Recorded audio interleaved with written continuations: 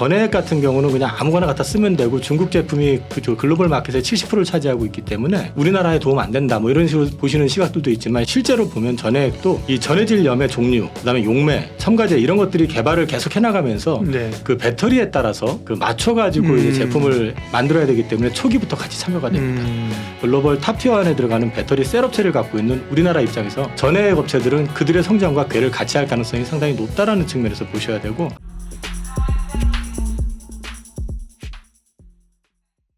안녕하십니까. 예민수의 경제토크 시작합니다. 오늘은 2차 전지 가운데서 전해핵 부분을 얘기하려고 하는데요. 네, 항상 날카롭게 시장을 꿰뚫어 보시는 하이투자증권 이영훈 이사님과 함께하겠습니다. 어서 오십시오. 안녕하십니까.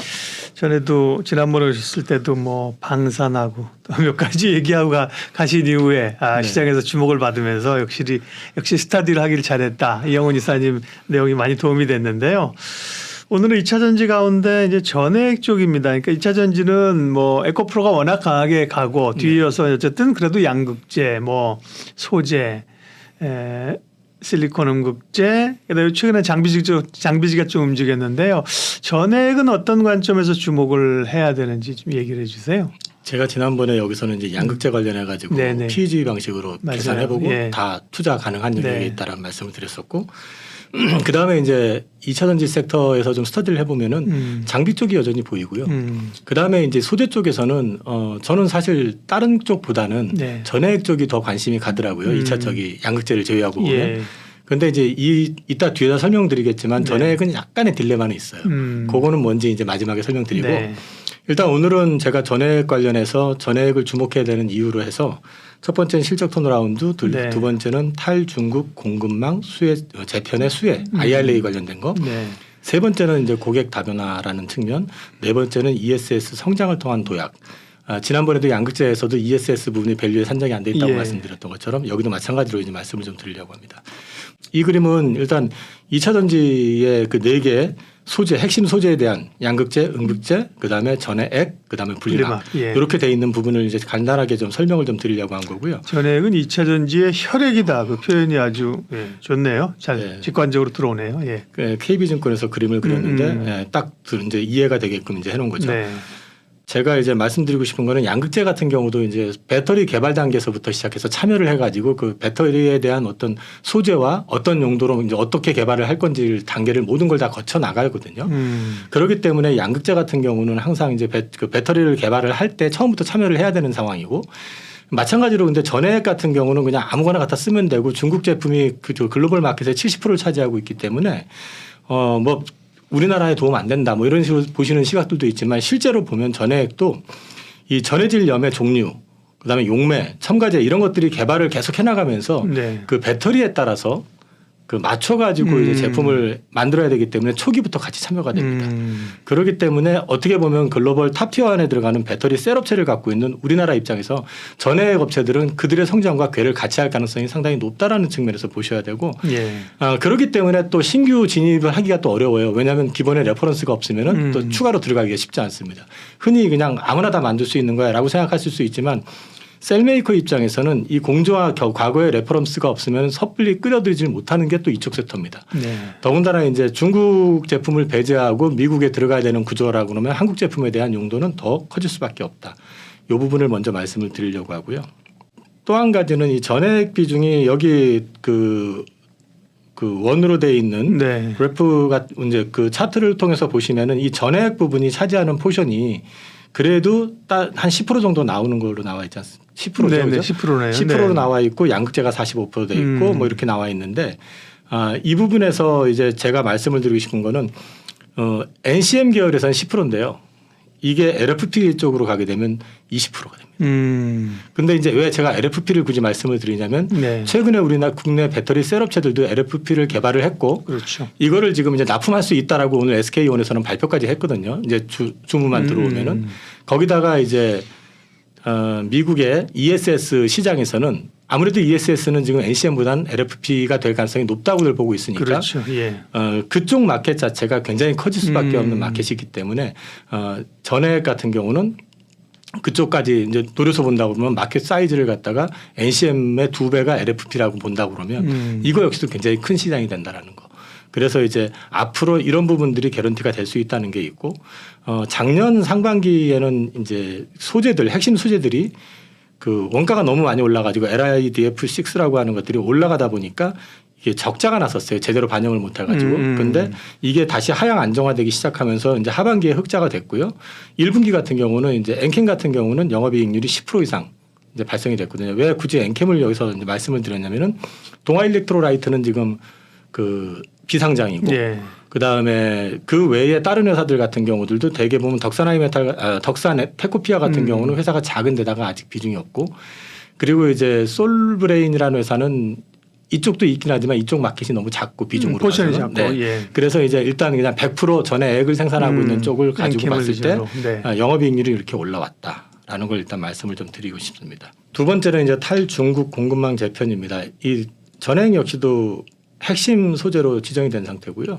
글로벌 전액 시장에서 중국이 차지하는 비중이 아까 말씀드린 것처럼 71%고 상위 탑10 가운데서 한국의 엔캠하고 일본의 미쓰비시를 제외하면 전부 다 중국 회사입니다. 네. 그러니까 사실상 중국 회사가 전부 장악하고 있다고 봐도 과언이 아닌 그러니까 건데. 중국에 만드는 배터리는 거의 중국이 할 것이고 네네. 국내 배터리에도 전액에 또 일정 부분 상당 부분 중국 걸 쓰고 중국에 있겠죠, 그죠? 들어오죠. 네, 네네. 그렇게 추론이 됩니다. 네네. 추측이. 그렇기 때문에 사실 이제 우리나라 제품들 특히 미국 진출할 때는 미국에 공장을 세워야 되고 네. 미국에 공장을 세우게 됐을 경우에 이제 그 회사들이 받게 되는 수혜 역시도 작지 않다. 이런 측면에서 이제 말씀을 드릴 수 있고. IRA 컴포넌트로 들어갔던 게 중요하네요, 그렇죠? 네네, 그렇지 들어가 않으면 있는데. 굳이 뭐 피해갈 길이 있는데 그렇죠. 그것 때문에. 근데 이제 이거는 한 가지 이제 보조금에 대해서는 아직까지 언급이 없어요. 근데 아직까지 세부 규정에 대해서 하위 규정이 예. 아직 다 발표가 안 났기 때문에 근데 날 거라고들 일단 보는 것 같아요. 보는 거는요. 그리고 이제 이거와 관련해 가지고는 미국 내에서 생산 비중을 23년에는 50% 수준이기 때문에 지금까지는 우리나라에서 생산한 걸 가지고 만들어 가지고 가도 크게 문제는 없는데 네. 이게 이제 앞으로는 단계적으로 높아지죠. 29년부터는 100% 의무화가 된다. 근데 사실 또 국내에 있는 거를 해외로 그러니까 수출을 해가지고 나가기가 어려운 게요. 이 제품 자체가 부피도 부피지만 특이한 데다가 또 변질 가능성이 높아가지고요. 사실 이게 배로 가게 되면은 거의 사용을 못 하게 됩니다. 배로 가면 시간이 많이 걸리잖아요. 네네네. 뭐 3개월, 뭐 6개월 걸릴 텐데 그죠? 그래서 결국은 현지에 공장을 지을 수밖에 없다. 네, 그렇게 보시는 게 맞을 것 같습니다. 네. 다음으로 이제 말씀드리는 거는 ESS의 어떤 잠재력과 관련된 네. 부분인데요. ESS 시장 같은 경우는 지금 일단 기존의 전기차 배터리 수요가 연평균 34% 성장을 해서 26년에 356기가와트 정도가 시장 마켓이 형성이 될 거라고 보고 있는데 ESS 같은 경우는 23년부터 시작해서 연평균 135% 성장을 할 거고 성장률은 더 높네요. 마켓 사이즈는 120기가와트. 왜냐하면 네. 이제 그린 에너지 섹터 네. 그쪽에서 이게 이제 ESS가 필요하기 때문에 예. 그쪽이 이제 설치가 되고 생산이 시작이 되는 시기와 맞물려 가지고 들어가니까 네. 이쪽이 이제부터 올라가는 거죠. 그래서 이 부분은 이제 앞으로 그 전에 액을 볼 때는 그 NCM 계열에서는 아까 말씀드렸지만 그 원재료 가격 원가의 10% 정도밖에 안 되지만 이 ESS는 20%를 차지하고 있기 때문에 네. ESS 시장이 커지게 되면은 전액의 어떤 시장에서의 어떤 역할 비중 역시 커진다라는 측면에서 보셔도 괜찮을 것 같다라는 걸 말씀을 드리고요. 글로벌 현재 ESS용으로만 했을 때 전액 수요가 22년 기준으로 2만 5천 톤인데 이걸 금액 환산해 보면 26년에는 73만 8천 톤이 된다고 합니다. 그러니까 시장 성장 자체는 그냥 딱 한눈에 봐도 엄청 크게 일어나는 게 보이는 거죠. 네. 그리고 이제 미국에서는 태양광 발전 건설할 때 ESS를 연계로 건설할 때는 보조금이 지급 가능하게 돼 있기 때문에 태양광 그 업자들 같은 경우는 ESS에 대해서 보조금과 관련돼 가지고 더 빨리 더 용량을 키워서 거기에 맞춰 가지고 이제 설치할 가능성이 있기 때문에 마켓은 충분하다라고 이렇게 보셔도 될 것 같고요.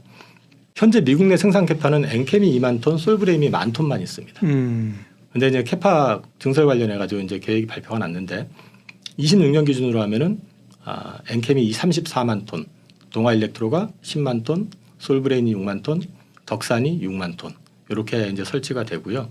배터리 수요 356기가와트 예상 1기가와트당 0.1만 톤의 전해액이 필요하다 했을 때 이거를 갖다 환산하면 35.6만 톤 정도 되거든요. 네. 여기에 또 ESS가 붙기 때문에 그렇죠. 이렇게 설치를 한다고 해도 이것만 가지고는 다 커버가 안 될 것이다. 물론 또 일본도 당연히 미쓰비시나 들어가겠죠.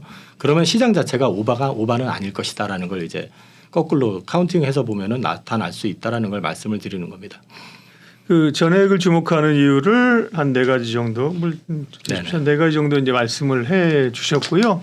네, 여러 변화들이 있습니다. 일단 그 기본적으로는 2차 전지 시장이 커지고 ESS 역할도 있고, 네, 근데 아까 조금 모두 말씀하시면서 조금 생각해야 될 게 있다, 그죠? 네, 그걸 좀 얘기해 주시면 뭐가 좀 허드립니까? 네. 우선은 네. 공교롭게도 네.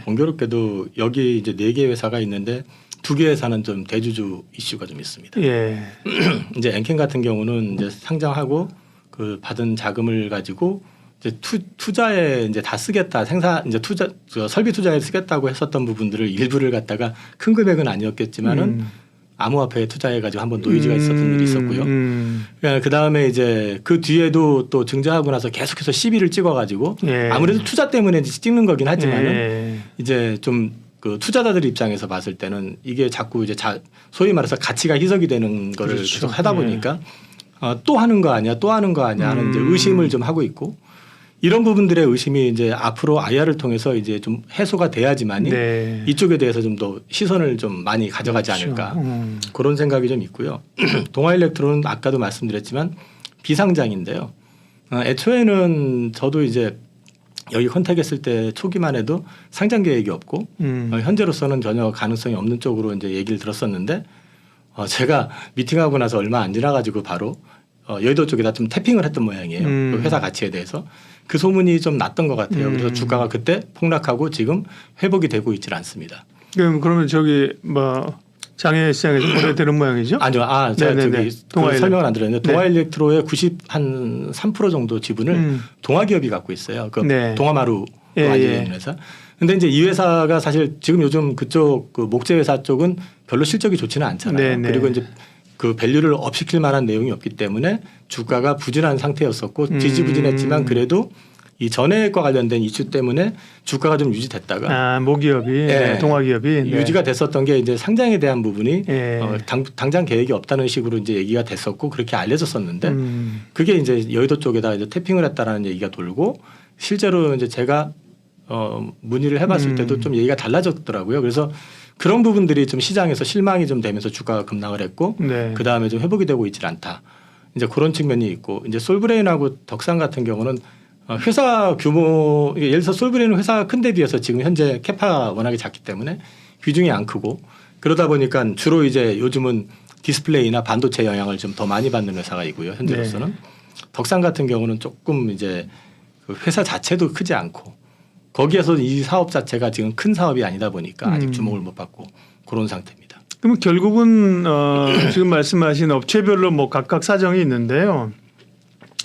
메인으로 어쨌든 간에 전해액 업체를 보게 되면 뭐 동아일렉 이런 데가 올라오면 물론 지금으로서 그냥 뭐 엔캠이 가장 그래도 어쨌든 간에 주목해야 되는 기업이네요. 일단 캐파도 그렇고 네. 글로벌 위상도 그렇고 네. 현재로 봤을 때는 엔캠이 가장 메인일 수밖에 없습니다. 네.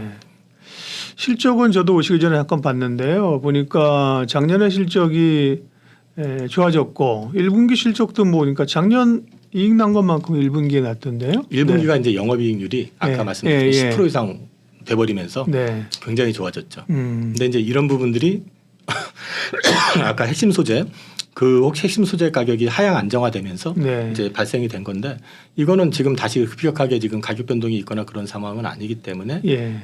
이제 그렇게 좀 유지가 될 가능성이 높다고 보여지고 있고 그다음에 이제 앞서 말씀드린 것처럼 이제 미국 쪽에 진출을 했을 때 거기는 이제 중국 업체들을 가지고 들어왔 이제 그거 제품을 바로 쓰기는 좀 어렵잖아요. 그렇기 때문에 중국에서 현지 진출을 하겠다고 했을 때 이제 받아줄지도 모르겠지만 뭐 같은 조건 하에서 거기서 진출을 하게 된다고 하면은 결국은 그 소재에 대한 부분은 미국산을 써야 된다라는 그런 측면 때문에 중국 제품도 경쟁력이 별로 없어요. 그렇게 네. 되면 그런 맥락에서 놓고 본다 그러면 이제 가격적인 측면에서나 이런 것들이 오히려 미국으로 직접 들어가게 됨으로써 이 전액 같은 경우는 오히려 협상력을 더 가져갈 수도 있다. 그전에는 이제 그 핵심 원료 가격이 급락을 해버리면 이걸 바로 반영을 못했었지만은 미국에서는 또 그게 바로 반영이 될 가능성도 좀 상당히 열어놓고 봐야 되는 상황이기 때문에 오히려 이제 미국으로 진출하는 게 국내 업체들 같은 경우는 더 유리할 수 있다라는 측면에서는 이제 고려해 보실 만하다. 사실은 소재 쪽에서 보면은 누가 뭐래도 양극재가 가장 메인이고 예. 앞으로도 그 ESS 쪽을 본다 그러면 역시 마찬가지로 양극재의 성장성이 더 크다고 보는데 네. 이제 양극재 쪽이 이제 주가가 어쨌든 지난번에 제가 여기서 방송 유튜브 찍고 방송하고 나서도 굉장히 많이 올랐잖아요. 특히 뭐 포스코 퓨처엠 같은 네, 경우는 주가 맞습니다. 엄청 올랐고 예. 그럼 그거에 대한 부담을 느끼고 2차 전지에 대해서 좀 고민하시는 분이 있다면 이쪽은 일부 보셔도 되는데 이제 한 가지 앞서 말씀드린 그 딜레마가 이거 좀 투자를 좀 주저하게 하고 있는 측면이 있기 때문에 네. 이런 부분들은 이제 회사 쪽하고도 소통을 좀 해야 되고 회사가 IR을 통해 가지고 좀 해소를 좀 시켜줘야지만이 될 것 같다라는 것을 말씀드리고 네. 싶습니다. 2차 전지 가운데 이제 계속 그 스터디를 해야죠, 그죠? 또 남들이 좀 안 보는 거 봤던 내용 중에서도 더 깊게 스터디를 해야 되는데요. 네. 전액 관련해서는 엔캠이 그때 이제 한번 슈팅이 주가 올랐다 그러죠. 지금은 좀 주가도 좀 밀렸고 네네. 그 뉴스 모멘텀도 좀 많이 낮아진 상태입니다. 네. 근데 이제 관련된 업체들이 상장 올라올 수도 있고 기존의 업체들이 이런 사업을 또 이제 해가려고 하니까 네네. 그런 모멘텀을 좀 보면서요. 미리 좀 관련된 기업들을 체크해 주시면 좋겠습니다. 반도체는 뭐 주도주 가운데 주도주인데요. 반도체 이야기 좀 깊게 하도록 하겠습니다. 반도체 가운데는 반도체는 이슈가 뭐 여러 가지 좀 있는데 실적도 있고 뭐 있는데 가장 어쨌든 당면한 지금 이슈는 그 AI 그리고 이제 HBM 뭐 이런 쪽입니다. 그 주가도 한 차례 반영하면서 첨예 종목들이 확산하면서 사실 한 차례 오른 느낌이 있습니다. 그러나 이제 이쪽을 끝났다고 볼 수는 없는 거기 때문에요. 이 AI가 불러온 바람 또 HBM의 향후 뭐 수요 경쟁 상황은 어떨지 말씀해 주세요. 일단 자료를 제가 준비를 했는데 네. 이거는 뭐 기술적인 측면보다는 좀 일반적인 측면에서 좀 투자자들이 이 정도만 이해하시면은 이쪽에 대해서는 좀 어느 정도 감을 잡으실 수 있겠다 싶은 정도까지만 준비를 했습니다. 네. 그 HBM은 뭐 다 아시다시피 고대역폭 메모리라고 하는 건데 네. 이거는 이제 메모리 성능 이게 쉽게 말하면은 그 정보의 통로를 갖다가 확장을 시켜가지고 정보가 원활히 왔다 갔다 할 수 있게끔 네. 만들기 위해 가지고 이제 TSV 공법을 통해 가지고 이제 메모리를 적층한 데서 이제 홀을 내 가지고 거기에다가 이제 굴이라든지 이런 걸 넣고 거기서 데이터 전송을 이제 할 수 있게끔 하는 건데요. 네. 이게 이제 낮은 전력 소모, 작은 칩을 이용해서 면적과 컨트롤러의 면적을 갖다가 작게 만드는 그런 이제 메리트가 있고 이런 부분들을 가지고 이제 그 사실은 HBM이 이번에 생긴 게 아니라 예전에 있었던 건데 그러게요. 네. 거의 이제 사용이 되질 않았었고 시장이 커지질 않다 보니까 삼성전자 같은 경우는 하다가 이제 개발을 중단을 했고 이제 하이닉스는 계속해서 유지를 하다가 요번에 이제 이게 포텐셜이 터지면서 네. 이제 시장을 어쨌든 아직은 크지는 않지만 장악을 하고 있는 그런 상황이거든요. D램을 여러 개로 수직으로 연결해 가지고 기존 D램보다 처리 속도를 훨씬 높은 이 정보의 처리 속도를 훨씬 높인 제품이라고 이렇게 이해를 하시면 될 것 같습니다. 네. 쌓아 올려서 그죠? 네. 쌓아 올리는데 우리가 어떻게 생각하면 쌓아 올리면 층수가 높아지는 것 같은데 실제로는 이제 데이터가 다니는 통로 길이 넓어지는 거죠. 그렇죠. 그렇죠? 표현을 하게 되면. 맞습니다. 네. 그래서 이제 관련된 얘기를 하는 거고요. 그러면 네, 이 지금 그리고 쌓아 올리는 것도 기술이 계속 발전하겠네요. 거기서 예를 들면 뭐 더 쌓아 올린다든지 뭐 그죠? 그럴 수도 네. 있고 지금 현재 제가 그 출시가 됐네 내년부터 매출이 되네 아직 이제 출시는 했는데 아직 매출이 안 나왔네 지금 나오고 있네 하는 약간 노이즈가 있긴 한데 하이닉스가 지금 HBM3 3요. 네. 요거가 지금 이제 개발이 됐고 상용화가 되고 지금 주문을 받고 있는 건 맞는데 일부에서는 이게 지금 현재 매출로도 일부 인식이 되고 있다고는 들었는데 또 일부에서는 올해는 매출로 반영이 안 된다는 말이 지금 있더라고요. S3가 지금 본격적으로 팔리는 그런 단계는 아직 아니군요. 네. 그게 이제 새로 개발됐다라는 얘기지. 네. 그게 이제 본격화된 거는 아직은 아닌 것 같아요. 네네. 그런데 이제 이것이 보면은 12개를 갖다 쌓아놓은 거거든요. 네. 12개를 쌓아놨고 그 다음에 이제 여기에 이제 노드라고 하는 용어가 이제 좀 표현을 쉽게 하면은 정보 출입구 데이터가 좀 왔다 갔다 하는 길을 네. 말하는 거고요. 이게 이제 1024개의 노드가 이제 만들어지게 되고요. 예. 이게 이제 이 HBM이 보통 그 통상적으로는 GPU 옆에 4개가 위치를 합니다. 지금 이 여기서 말하는 GPU라고 하는 그는 엔비디아 거를 이제 말씀을 드리는 네. 거죠. 이제 이거를 보통 이제 하다 보니까 이 GDDR6라고 하는 거는 이제 그래픽 카드에 이제 사용되는 메모리 같은 건데 이거 12개하고 이거 1개의 용량이 비슷하다고 보시면 됩니다. 근데 이제 이 시장이 지금 막 핫하게 부각이 되고 있긴 하지만 실제 마켓 사이즈는 그렇게 크질 않습니다. 아직은요. 네. 지금 모건 스탠리에서 이제 오늘자 기사가 나와서 제가 기사 리포트가 나와서 제가 네. 업데이트를 시켰는데 22년도 그 시장 캐파가 20억 달러 정도. 그럼 우리 지금 1,300원 잡으면은 20억 달러면 2조 한 6천억 정도 되는 거죠. 근데 이게 성장률이 굉장히 큽니다. 그래서 지금 현재 27년도에는 190억 달러. 그러면 이제 24조, 25조 이렇게까지 이제 성장을 할 거라고 보는 거거든요. 네. 그렇게 되면은 이제 문제는 그러면 매출 그거는 사실 삼성전자 매출에 비하면 아무것도 아니네 이렇게 볼 수가 있는데 지금 DDR4 가격하고 DDR5 가격을 비교해봐도 4 대비 5가 가격이 더 높겠죠. 높죠 훨씬. 네. 근데 이 DDR5 가격의 5배에서 7배 정도 가격이 됩니다. HBM이. 네, 그러니까 네. 이제 마진율 자체가 엄청나게 좋은 거죠. 네. 그렇기 때문에 매출은 10%라고 해도 네. 실제 이제 마진에서 차지하는 거는 나중에 갔을 때 네. 이게 한 30%까지 올라올 수도 그렇죠. 있다. 그러면 이걸 또 어떻게 봐야 되냐면은 이 제품의 특징은 뭐냐면 그 일반 그 D램이나 낸드처럼 찍어서 만들어내는 일종의 그 커머디티 같은 상품이 아니에요. 이거는 주문형입니다. 그렇기 때문에 막 찍어내 가지고 뭐 수요가 많을 때는 정신없이 나가고 수요가 네. 없을 때는 안 나가고 해가지고 재고 쌓이고 이런 게 아니라 다 오다를 받아서 하는 거다 보니까 야, 수주를 받아서 하는 네, 거네요. 이게 그죠? 마진이 예. 급격하게 줄 이유도 없고요. 그러네요. 네. 그 다음에 이익률이 유지가 된다는 얘기는 우리 저기 삼성전자가 과거에 60조 원 냈을 때 TSMC가 삼성전자 시가총액의 2배가 넘었었잖아요. 그때 당시에 TSMC 영업이익이 삼성전자 절반이었습니다. 근데 그게 가능했었던 이유가 거기도 이게 찍어내는 커머디티 같은 그냥 상품처럼 돼 있는 게 아니라 주문받는 파운드리니까. 네. 네. 그래서 밸류를 높게 받았었거든요. 그러네요. 이거는 그래서 궁극적으로 이 시장이 커지게 되고 이게 이익 비중이 높아지기 시작하면은 이거는 밸류에이션 할 증류이 됩니다. 그래서 이것도 또 하나의 주가 상승의 트리거가 될 수 있는 거는 시장 사이즈뿐만 아니라 이 비즈니스 구조 자체가 그러니까 중요하신 네. 말씀이네요. 네. 그런 것들을 이제 염두에 두시고 보셔야 된다라는 걸 좀 말씀을 드리고 싶고요. 네. 정보 소통의 길이라고 그랬었잖아요. 그걸 네. 이제 키워놓는 거라고 했는데 이쪽에서 이제 흔히 말하는 걸 이런 걸 갖다 이제 버스라는 표현으로 많이 쓰는데요. 버스가 뭔가요? 예. 버스가 이제 말씀드린 것처럼 네. 그 정보 소통 그 도로 같은 거. 예, 그거를 이제 버스라고 표현을 하더라고요.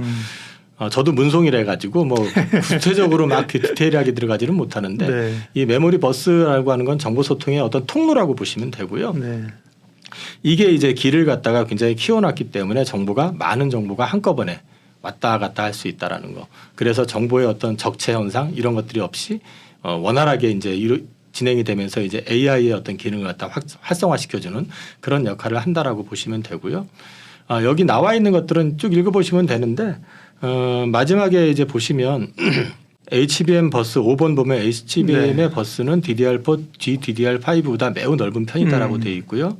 그다음에 HBM3의 스택은 뭐 총 16개의 채널과 1024빗 맨 너비에 대해서 각 다이당 뭐 이렇게 쭉 나와 있는데 이 부분에 대해서는 뭐 굳이 이해를 하시려고 할 필요는 없을 것 같고 이 7번에 나와 있는 거 보시면 이 GPU는 2048바이트 너비의 메모리 버스를 갖는다고 돼 있잖아요. 7번에 보시면 16 HI 하이빔 그 스택을 갖춘 GPU는 2048바이트 너비의 메모리 버스를 갖는다. 그다음에 GDDR6 메모리 이거 같은 경우는 아까 말씀드렸지만 그래픽 카드에 들어가는 거라고 말씀을 드렸고요. 이 메모리의 버스 너비는 384비트인데 이게 이제 바이트고 비트로 돼 있잖아요. 네네. 이거를 이제 단위를 보면 보통 8비트가 1바이트라고 보시면 됩니다. 그러면은 이제 이 폭 자체 너비의 폭 자체가 메모리 버스의 어떤 볼륨 크기 자체가 지금 GDDR6 메모리 쪽과 비교해 보면 비교가 안 되잖아요. 384고 저건 2048 곱하기 8을 하면은 범위가 다르잖아요. 네. 그러니까 그만큼 더 정보를 원활하게 소통할 수 있는 그런 이제 용량을 가지고 있, 그 길을 가지고 있다라고 보시면 되고요. 이건 참고 자료로 이제 각 그 종류별로 여기 이제 까만 선에 보면은 언급을 해놓고 비교를 해놨는데 조금 더 보실 분들은 보시면 될 것 같고 이 부분은 그냥 넘어가겠습니다. 네. 현재 아시다시피 엔비디아 칩에는 하이닉스 제품이 탑재가 되고 있고요. 하이닉스는 지금 이제 최근 4세대 제품 이거를 이제 업그레이드를 시켰고 여기에 이제 제가 찾아본 자료에는 아까 말씀드렸던 HBM3가 40% 정도 제품 비중이 현재 30% 정도를 차지하고 있다고 하는데 일부에서는 이게 지금 아직은 안 나가고 있다는 말도 있더라고요. 뭐 그건 어찌 됐든 간에 네. 앞으로를 봤을 때는 이쪽이 이제 큰 어떤 시장의 한 부분인 건 틀림없다. 그리고 이거를 갖다가 이제 굳이 정성 속도를 갖다 생각해 보시라는 측면에서 이 4세대 제품 같은 경우는 영화 163편을 1초에 전송이 가능하답니다. 무시무시하네. 옛날에 영화 한 편 다운 받으려면 이렇게 그 다운받는 동안 기다려야 되는데 그죠? 네. 한 편에 1초가 아니라 1초에 163편을 데이터가 간다니까. 엄청난 거죠. 엄청나네 진짜. 저도 이제 영화 좀 다운받아 가지고 볼 때가 있는데 이거 다운받으려고 그러면 요즘은 그래도 좀 빨라지기는 했는데 그렇죠. 네. 옛날 같은 경우는 이거 한 세월 걸렸었던 거잖아요. 맞아요. 사실. 네.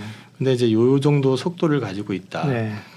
네, 그렇게 보시면 되고 삼성 같은 한 편에 경우는 한 편 영화 다운 받을 때 160편을 받는 사람이 어디 있겠어요. 보통 사람 같은 경우 뭐 2개, 3개 그죠? 네네네. 이 163편이 1초니까 뭐 그냥 다운 버튼 누르는 순간에 바로 받아주는 거죠, 그죠? 그게 이제 그러기 때문에 이게 이제 그 AI 칩에 들어가는 맞아요. 거죠. 이게 데이터가 계속 순간적으로 네네네. 왔다 갔다 해야 되는 거잖아요, 그죠? 네. 현재 이제 앞서 이제 엔비디아는 하이닉스가 하고 있다면은 네. 삼성 같은 경우는 이제 연결이 되어 있는 건 AMD 쪽입니다. AMD 쪽인데 지금 현재 GPU 업계 2위고요. AMD가 이번에 이제 출시 발표를 했었고요. 약간의 차이는 좀 있습니다. 약간의 차이는 있고 실제로 이제 내용을 좀 뜯어보면은 AMD 쪽은 그 HBM 쪽으로 얘기를 하면은 사용량 기준으로 봤을 때는 AMD가 더 잘 돼야 됩니다. 이쪽에 더 이제 많이 비중을 좀 실어가지고 제품을 개발을 했기 때문에 엔비디아 같은 경우는 뭐 한 4대 아까 칩 하나에 4개가 붙어야 된다 그러면 얘는 네. 그거 이제 배 이상이 붙어야 되는 이제 그런 구조로 이제 만들어 놨고요.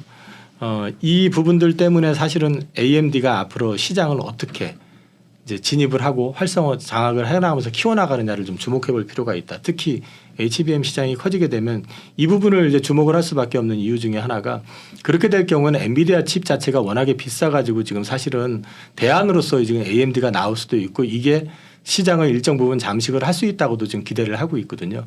그러면 AMD의 선택은 결국은 자기네 제품을 계속 업그레이드해서 칩값을 높이는 전략 말고 그 비용을 좀 이제 전체적으로 좀 다운을 시키려고 그러면 결국 HBM을 더 많이 사용하는 칩으로 약간 진화를 하면서 업그레이드 시킬 가능성도 있다는 측면에서 요건 지켜보셔야 될 부분이 있고 국내에서는 네이버가 이제 7월 달에 하이클로버라고 해서 AI 서비스를 이제 그렇죠. 시작을 예. 하죠. 요거는 삼성전자가 지금 같이 개발을 하고 있습니다. 그래서 이제 네이버의 어떤 향후 움직임도 지켜보실 필요가 있다. 그렇게 이제 말씀을 드릴 수 있을 것 같고요. D램만 놓고 봤을 때는 향후 3년 내 매출 비중의 50% 이상으로 이제 HBM이 그래서 커질 수 있을 거다라고 기대를 하고 있는 것 같습니다. 이제 지금은 우리가 HBM이 하이닉스가 마켓 시어도 잘해주시는 거 보면 더 많은 것 같고 엔비디아 쪽하고도 제품을 씁니다만 삼성도 뭐 만만치 않게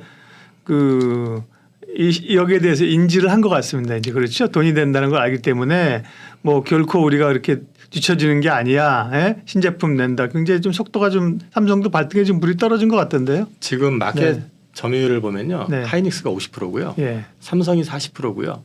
그 다음에 10% 정도가 이제 마이크론인가요? 네. 예. 마이크론은 사실 이제 비중이 거의 미미하죠. 마이크론 외 플러스 알파가 나올 수 있으니까. 근데 이제 아까 이제 HBM3라든지 이런 쪽 같은 경우는 이제 100% 다 이제 엔비디아에서 다 쓰고 있고 그쪽으로는 이쪽이 개발을 아직 못했기 때문에 삼성이 들어가지 못하고 있지만은 그것도 이제 금방 따라붙을 수 있는 기술이다라고 이제 말씀을 하셨고 그 다음에 아무래도 이런 것들 개발하고 시장을 키우려면 필요한 게 자금력이잖아요. 그렇죠. 자금력에서는 이제 하이닉스보다는 아무래도 우위에 네. 있으니까 당연히 삼성이 우리가 이 시장도 가져갈 수 있어라고 지금 얘기를 하는 또 거죠. 되는 시장 들어가서 거기서 물량으로 시장 따라잡는 게 삼성의 또 사실 좀 표현이 미안하지만 또 중요한 전략이잖아요. 예. 뭐 그렇게 성장을 해왔고요. 그러니까 예. 그래서 이쪽 시장은 뭐 어찌 됐든 하이닉스, 삼성 둘 다 잘 됐으면 좋겠고 이게 이제 또 다른 차별점이 돼주면 앞서 말씀을 못 드렸지만은 이 TSV 기술 관련해 가지고 이걸 도입을 해 가지고 상용화 시키는 데까지 삼성도 상당 기간 애를 먹었었습니다.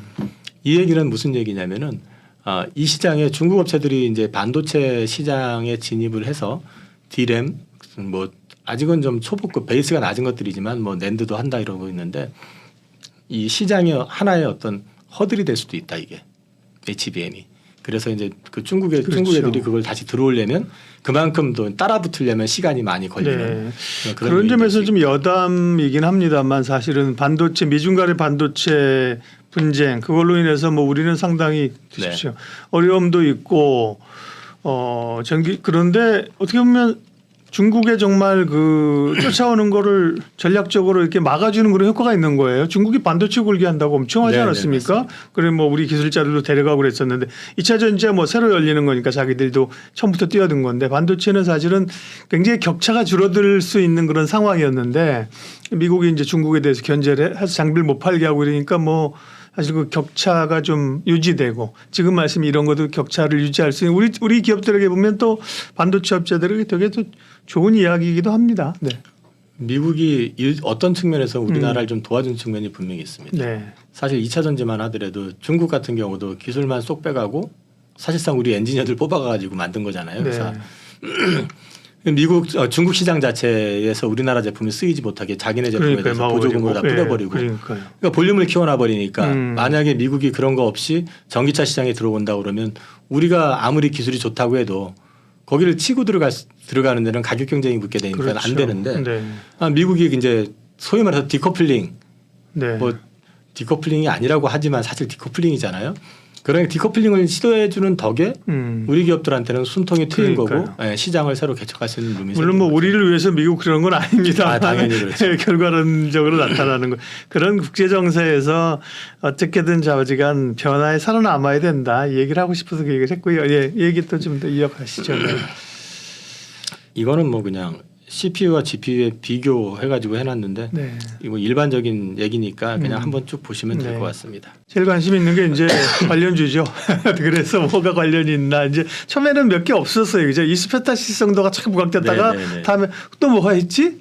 TSV 있잖아. 또 뭐가 있지? 뭐 세정 있잖아. 뭐 이러면서 지금 굉장히 좀 많아졌습니다. 그죠? 네, 이제 회사들은 많은데 이제 물론 이제 이 시장이 커지면서 당연히 수혜를 받겠지만. 주가가 많이 급등한 좀 회사들 같은 경우는 이게 과연 독점인지 그 다음에 시장 마켓을 그만큼 키울 수 있는 아이템인지를 좀 나중에 따라 보셔야 될 것 같고요. 그건 스터디를 해보셔야 될 부분이고 이 가운데 이제 보시면은 그래도 주가가 크게 안 움직였는데 기술력이라든지 그 다음에 또 내용을 봤을 때 앞으로 좀 포텐셜이 있어 보이는 회사들도 있으니까 이 각각에 대해서는 이제 개별적으로 공부를 해보시는 걸로 하시고. 요 회사들에 대해서 정리를 좀 해놨는데 뭐 이스페타시스는 MLB라고 하는 그 벤더면서 글로벌에서 3개 벤더 중에 하나라고 하고요. 2차 증설 가능성 즉 이제 이건 이스페타시스 내에서 얘기인데 이제 OP 마진 상향 가능성 등을 봐야 되지만 이스페타시스는 최근에 주가가 좀 많이 올라 있고 많이 올랐죠. 그래서 이거는 좀 여러 가지로 좀 스터디를 더 많이 해보셔야 될 것 같고요. 프로텍 같은 경우는 이제 국내 유일 후공정단 어드밴스 패키징의 수혜다 뭐 이렇게 되어 있는데 아셔야 되는 게 HBM 같은 경우는 전공정의 투자가 아니라 다 후공정 투자거든요. 그렇죠. 그래서 그런 맥락에서 봤을 때는 제 생각인데 내년도에 반도체 사이클이 좋아진다. 그러면 다들 생각할 때 투자가 다시 활성화되고 막 일어나면서 될 거라고 생각하지만 제 개인적인 생각은 투자가 일어난다 그러면 보통 이제 전공정 얘기들을 많이 기대를 하는데 클린룸부터 만들고 그렇게 하잖아요, 그죠? 네, 근데 그쪽보다는 저는 좀 후공정 쪽을 여전히 보시는 게 맞다. 그리고 삼성전자를 제외하고 하이닉스도 자금이 좀 빠듯하지만 마이크론 역시 자금이 넉넉하지는 않거든요. 그래서 내년에 좋아진다고 했을 때 아주 급격히 좋아지는 상황이 아닌 이상에는 설비 투자를 대대적으로 하기는 쉽지 않을 거다. 그래서 이제 후공동 땅에서 더 기회를 많이 찾을 수 있지 않을까 여전히 저는 그렇게 보고 있고요. 한미반도체라는 회사도 뭐 많이 알려졌죠. 이것도 이제 패키지 절단 장비 뭐 이런 것들 이제 만들고 있기 때문에 그리고 이제 이오테크닉스라고 하는 회사 이거는 현재까지는 아주 뭐 구체화돼 가지고 막 그 어필되고 있지는 않는데 아까 그 홀 TSV 용법에서 홀을 이제 만드는 장비를 현재 개발 중에 있고요.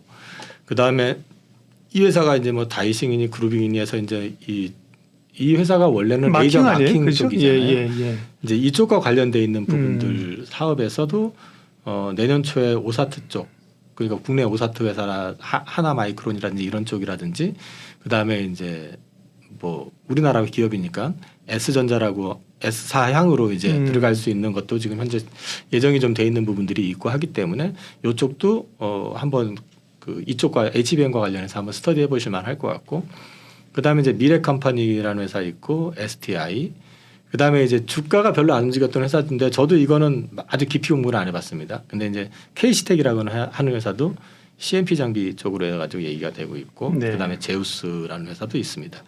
그래서 이런 부분들을 한번 이거 말고도 앞으로 계속 나올 것 같아요. 보니까. 네, 근데 이제 일단 현재 시장에서는 어느 정도 알려져 있는 쪽은 이런 쪽이고 당연히 HBM 하면은 삼성전자 하이닉스는 뭐 대장주니까 주도주니까 그쪽에 대해서도 이제 관심을 계속해서 가지시면서 이쪽 관련돼서 스터디를 해보시면 괜찮을 것 같습니다. 네.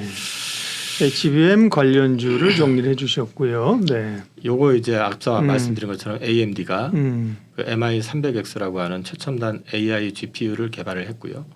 이거는 이제 엔비디아 제품 대비해서 한 많게는 한 5배 정도까지 3배에서 5배 정도라고 하는데 어떤 게 맞는지 모르겠지만 메모리 용량이 192GB 메모리를 가질 것을 강조했다. 그래서 이 제품이 상용화되고 시장을 장악을 하기 시작하게 되면 HBM에 대해서 소위 말해서 이제 그 수요가 더 커질 수 있는 우리나라 입장에서 봤을 때는 이쪽이 더 커지는 게 좋을 수 있다. 일단은 그 아마존 클라우드 업체 중에서 AWS라고 있는데 이게 이제 아마존이죠. 여기는 AMD를 가지고 이제 서버를 AI 서비스를 하겠다라고 이제 발표를 했습니다. 그래서 이쪽 시장도 주목해 보실 필요가 있다라는 측면에서 제가 그리고 지금 이게 뭐 HBM의 경쟁 관계 아니라 HBM의 수요가 늘어난다는 측면이라는 거죠? 그렇습니다. 네네 정리가 됐고요. 예. 그다음에 이제 HBM하고 D램과 비교를 했던 거는 이거는 이제 엄브렐라 리서치에서 정리해 놓은 거를 제가 도표화를 시켜 놓은 거거든요. 네. 이거는 뭐 일일이 다 이렇게 설명시켜 드리는 것보다 그냥 읽어 보시면 어떤 내용인지 아까 이제 사이클도 HBM은 수주 베이스라는 거 하고 네, 그래서 네. 과잉 가능성이 낮고 이거는 D램은 커머디티 성격이기 때문에 사이클 원자재처럼 사이클이 있다라는 거 그런 내용이 있고 가격 민감도 역시 비탄력적이다. 그다음에 수요가 지속되는 거고 이거는 탄력적이고 가격 상승하면 수요가 감소하는 이제 그런 관계가 있기 때문에 이 부분에 대한 것들도 한번 살펴보실 필요가 있다. 그리고 HBM 같은 경우는 매년 신제품이 나온다. 그래서 GPU도 신상품이 계속 출시가 되기 때문에 가격 프리미엄은 계속해 가지고 유지가 된다. 근데 D램도 뭐 DDR4, 5 나오긴 하지만 이게 매년 나오는 건 아니잖아요. 그렇죠. 그죠? 전환이 될 때까지는 네. 이제 신개념 개념이 낮기 때문에 그러니까. 가격은 해가 가면서 계속해서 네, 떨어지죠. 네. 이런 차이가 있다라는 정도 말씀드리면 될 것 같습니다. 마지막으로 HBM이 주는 어떤 기대 요인 정리를 해놨는데요. 이제 그거는 앞서 말씀드렸던 내용들을 간단하게 다 이렇게 적어놨던 겁니다. 향후 이제 여기 보시면은 밑에서 두 번째 줄 보시면 DDR5 대비 가격이 5배에서 7배 정도 비싸고 공급 기준으로 했을 땐 2%. 근데 이 공급 기준으로 수량 기준으로 했을 때 시장에 대해서 2% 정도밖에 안 되는데 매출 기준으로 보면 이게 10%를 차지한다는 거죠. 단가가 높으니까. 그러니까요. 네. 그러면 마진도 당연히 높다라는 거죠. 그래서 이거는 이제 앞으로 2027 여기 25년인데 앞에 제가 이제 자료 오늘자 발표된 거 업데이트된 거 보면 27년 기준으로 했을 때는 D램 내 비중이 한 50%까지 늘어날 수도 있다라고 이제 보고 있습니다. 그래서 이쪽 시장은 반도체 이번에 이제 바닥을 확인하고 돌아서는 데 있어서 생각보다 굉장히 중요한 역할을 할 것이다 앞으로도. 네. 그래서 주목하셔야 된다라는 측면에서 말씀을 드렸고요. 다음번에는 제가 이제 비전 프로에 대해서 이제 간략하게 좀 말씀을 드릴까 합니다. 애플의 비전 프로 무슨 말씀하실지 궁금합니다. 이게 애플을 그렇게 해서 애플에 주목을 하자는 건지 아니면 그에 따른 비전 프로에 따른 이것도 어쨌든 디스플레이나 반도체 수요 쪽을 주목하시는지 어떻게 이야기를 풀어가실지 궁금합니다. 네. 제가 애국자까지는 아니지만은 그래도 애플이 잘 되는 거를 응원하는 쪽보다는 우리나라가 잘 되기 위해서 애플을 이용하는 쪽으로 이제 애플을 이용을 해서 우리나라가 잘 되길 바라는 쪽 측면에서 이제 말씀을 드릴 거고요. 비전 프로 이 그림 이미지는 애플에서 이제 보여줬던 동영상에서 일단 따온 건데 보시다시피 뭐 이제 앞에 고글 같은 거를 끼고요. 있으면 이제 앞에 전면에 이런 이미지가 나오고 그거를 가지고 이제 홍채 인식을 통해 가지고 이제 컨택을 하는 이런 식인 것 같습니다. 그래서 현재는 페이스타임 일종의 뭐 전화 역할하는 것 같은데요. 얼굴을 서로 보가면서 하는 이제 전화 역할인 거고. 그 다음에 이제 뭐 애플 TV 볼 수 있고 뮤직 뭐 이런 것들 할 수 있고, 네. 그렇게 돼 있습니다. 근데 제가 이 비전 프로를 주목을 하고 있는 거는 지금 올해 원래 저 출시가 이제 100만 대 얘기를 했었다가 40만 대로 줄었습니다. 이게 줄었던 이유가 뭐냐면은 그 수율 문제 때문에 그런데 수율이라고 하는 거는 이제 디스플레이를 여기 마이크로 LED를 쓰는데 그 이제 중국 거를 쓰는 모양인데 그게 수율이 제대로 안 올라와 가지고. 그래? 일본 거 소니 쓴다고 또 그러던데요. 소니였나요? 네네네. 저는 그렇게 또 들었는데 네네. 뭐 그걸 공개를 안 하니까 근데 추론하는데 또 일본 제품이라고 저는 또 들었습니다. 그런데 이제 수율이 올라오질 않았기 때문에 이제 생각보다는 많이는 안 내놓을 거다라고 하는데. 그 앞서서 나왔던 기사가 이미 보급형에 대한 준비를 하고 시작했다. 있다. 맞아요. 예. 근데 이제 이 부분에서 주목을 해야 되는 게 어떻게 보면 보급형일 수도 있어요. 그게 이제 지금 이게 완성형으로 하는 거에는 소니 걸 쓸 수도 있고 보급형은 단가를 낮춰야 될 거잖아요. 그러려면 예를 들면 중국 제품이라든지 뭐 한국 업체가 될 수도 있고 그죠? 그런 거를 테스트하고 있을 수 있겠죠. 네네네. 그래서 수율 얘기는 그거하고 좀 관련이 있을 수도 있다는 생각 듭니다. 네네. 네. 지금 제가 주목하는 건 이 비전 프로가 일단 애플이 만들었다라는 거거든요. 네. 왜 애플이 만들었다라는 걸 주목을 하냐면 애플 매니아들은 일단 기본적으로 사용을 할 겁니다. 그렇죠. 근데 이제 그게 가격이 450만 원일 때는 저항감이 있기 때문에 많이는 사용을 하지 않는데 일단 애플이 만들어 가지고 그게 애플이 450만 원에 출시를 하면 그 사용한 사람 유저들의 어떤 반응이 나올 거고요. 그 반응이 나오게 되면은 보급형이 나오면서 이제 확산이 될 거라고 저는 보고 있는데 그러면 애플만 만들 수 있느냐는 거죠. 애플이 만들게 되면은 거기에 대한 대응은 안드로이드 진영에서는 무조건 하게 돼 있습니다. 왜냐하면 이게 마켓을 뺏길 수가 있거든요. 자칫 하게 되면은 이 XR 기기의 마켓을 말씀드리는 게 아니라 스마트폰에서의 마켓을 또 뺏길 수가 있습니다. 그래서 지금 애플이 항상 보면 앞서서 출시를 하잖아요. 무선 이어폰, 뭐 이 워치 같은 것도 그렇고. 그럼 부랴부랴 따라서 항상 만들어가지고 그 시장이 커져왔던 것처럼 이거 역시도 마찬가지로 그럴 수가 있다.